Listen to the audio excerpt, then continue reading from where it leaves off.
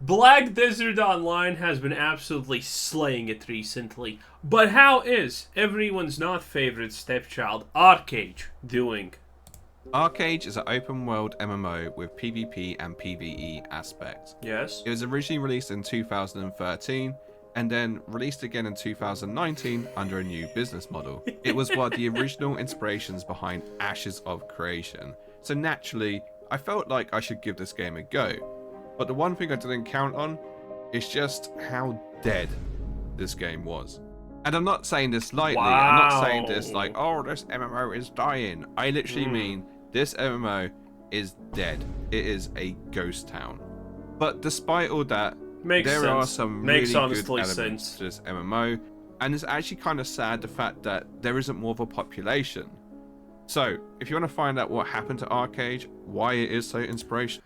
I wanted to play ArcheAge, I remember when it came out, but man, right there, even before day one, they completely dropped the ball. I remember that they made it that getting to max level was pay to win right there, even before day one. Like, you know, early access and all of that jazz. That was just absolutely insane. It was a different time back then. And what can cause the downfall of an MMO? Then stick around as we delve a little bit deeper into ArcheAge and ArcheAge Unchained.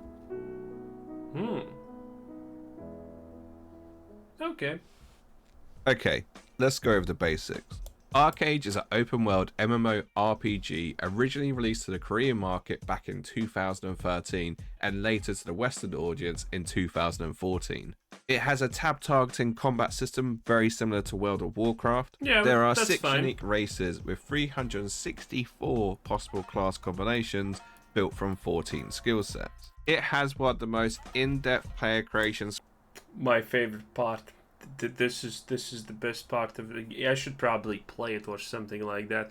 As you can see, this is just quality. I mean, I have never seen a game this. Why? Do people not just spend enough time in the player creator? Shame. Creation screens I've ever seen. Nice. I wrote a blog post a while ago about why I f***ing hate video games. Because this is what it does. It appeals to like the male fantasy. And I gotta tell you, it was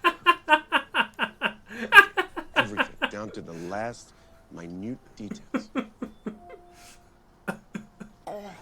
This might possibly be the first Korean MMO to allow you to make a ugly character. True. It has open world PvP in designated zones. It even has pirate ship battles. There is player housing. There is even a court system so you can send players to jail. You can fly Oh yeah, I forgot about that. gliders. You can even drive cars. Can you hear my music? Yeah, go, drive. What?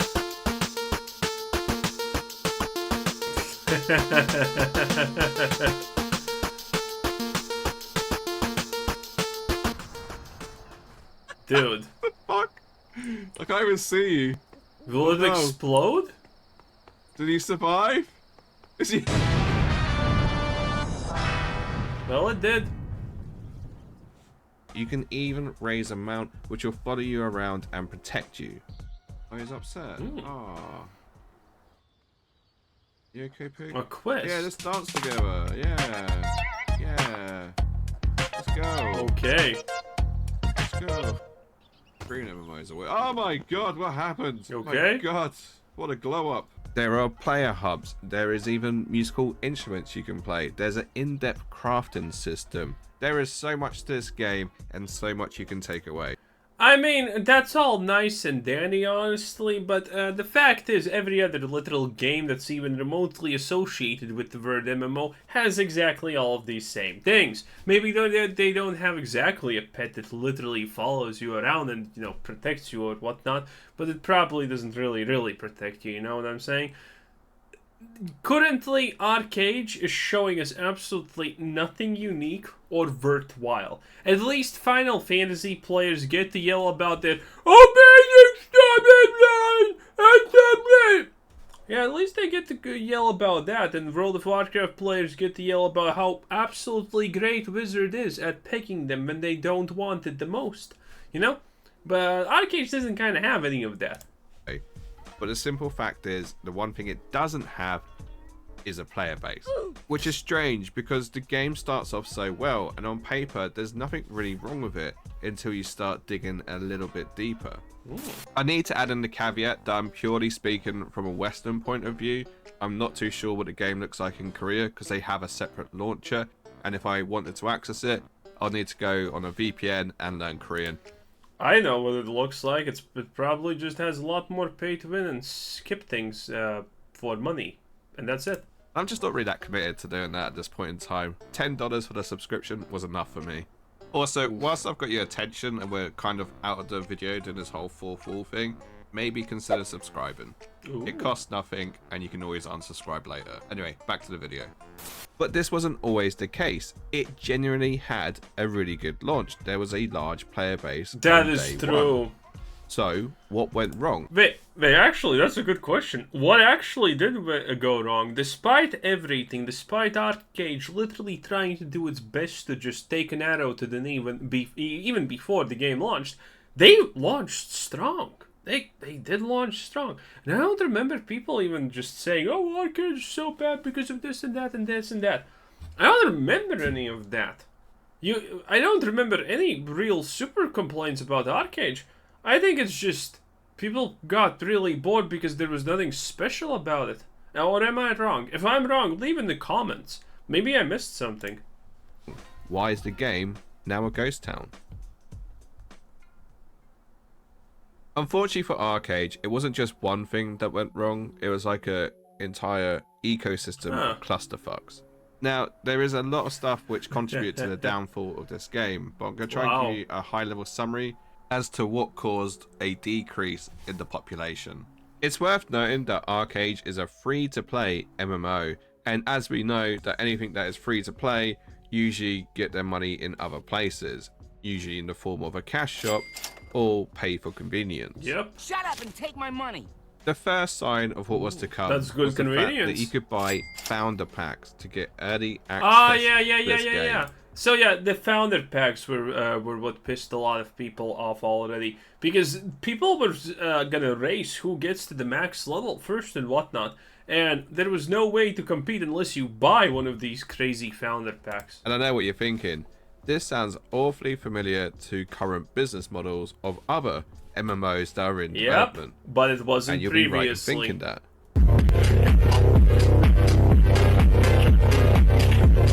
But essentially, these Founders Pack gave players a 4-day head start, along with in-game currency and a few other perks. I think Despite this, the game wasn't in a horrible state just yet. What was to come, though, was, of course, the cash shop.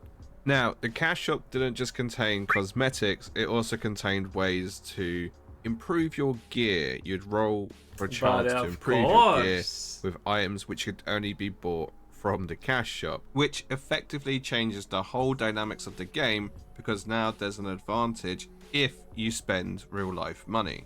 And then it gets worse. Think about it. We have spent already 10 years of our lives living side by side with, you know, business practices like this, game designs literally just based around this, and you know what? I don't honestly give a shit.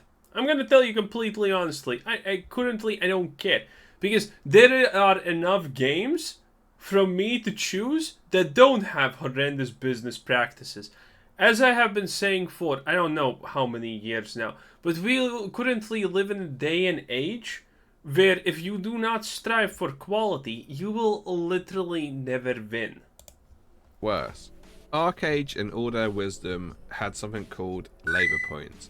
Labor points are basically consumed by doing activities which are related to crafting. Yeah, so like if you're labor. crafting gear, that's a labor point. If you are fishing, that's a labor point.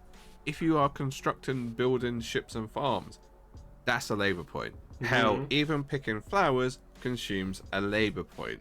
And as you can imagine, And labor points are essentially used to farm gold. So everyone just kind of does like fishing or something like that, if I remember correctly. they did the unthinkable. They monetized labor points. You had a limited labor pool, so you couldn't just keep getting an infinite amount of labor points. You would have capped at 5,000 if you was a patron subscriber, or 2,000 if you're free to play. So what could you do in a situation where you run out of labor points? You guessed it. Work hard and just earn some more. I joke. You go to the cash shop and you buy a labor potion, which will literally give you more labor points. They monetized crafting. I don't think even Lost Ark does that. Lost Ark's pretty fair as a pay-to-win game can be. But no one complains about pay. No one complains about pay-to-win if the game's good enough, okay? Lost Ark is good enough. The people who complain about pay-to-win literally never finished Firefox Yuho, okay? They literally never did that. Yeah, so their complaints irrelevant.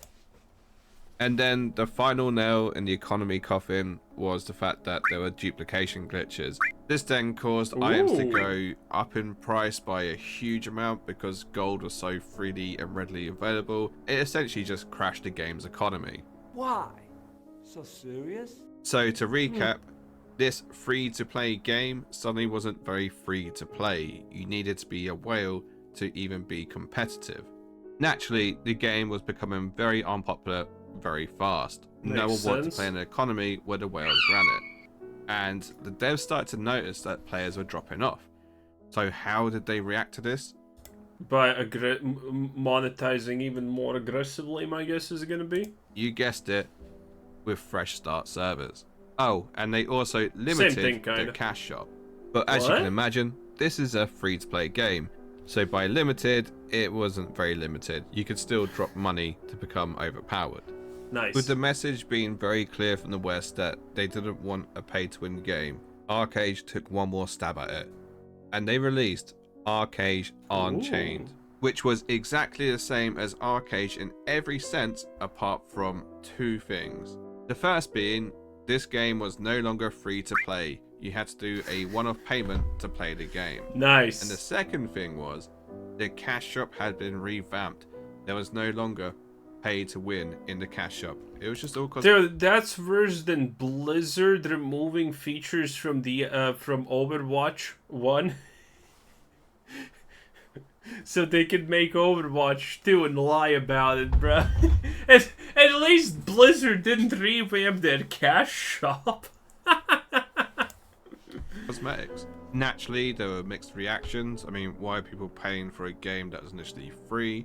Once again, there's fresh start servers. So the overall population was very divided. And then a very short 2 years later, the business model for ArcheAge Unchained would change again. And this time they were introducing a mandatory sub to play the game at $10 a month. The population was once more divided on this hot topic. And just to confuse the situation, who defends that, honestly? Like, come on, who defends that? Because that would mean the population is divided. Oh, it's a good thing they ask money from us. Yo, come, I understand you have no value to yourself, but like, wow. Even more, between the release of ArcheAge and ArcheAge Unchained, the actual game publishers switched hands several times. The original publishers, Trion and Excel Games, sold out to Gamigo, who then sold out to Kakao. So just imagine being a long-time fan, playing since day one, and witnessing all this fuckery happen. And even if you weren't a day one fan, just being amidst all the change, all the constant refreshes, the pay to win, it's no wonder the population is dead. Huh. There are a lot of similarities between Ashes of Creation and ArcheAge, and it's not by coincidence either. Steven Sharif, there's a lot of similarities with ArcheAge and literally every other game that there exists, by the way. The creative director of Intrepid Studios, who are behind Ashes of Creation, was a huge fan of ArcheAge. And it's safe to say... But that's true, by the way. This game left a mark on him, because when it did start to go downhill, he decided to go ahead and create his own studio and make his own MMO based on his experiences from ArcheAge, amongst some other MMO. And it's kind of looking pretty reasonable currently. Today, we celebrate our Independence Day. Recognize the voice? No. Well, that's Stephen giving a speech in ArcheAge before a epic battle. To quote Stephen Sharif, ArcheAge made me loathe RNG monetization gimmicks. And that is exactly why Ashes of Creation won't be pay to win, because hopefully Stephen has learnt that pay to win and over monetization actually kills MMORPG. Pay to win has literally never killed a single game, by the way. It's a lie. If you think that people are not playing games because they're pay to win, you have not been paying any attention, okay? Lost Ark, pay to win. Admittedly, currently it's dying, but that's because the game is...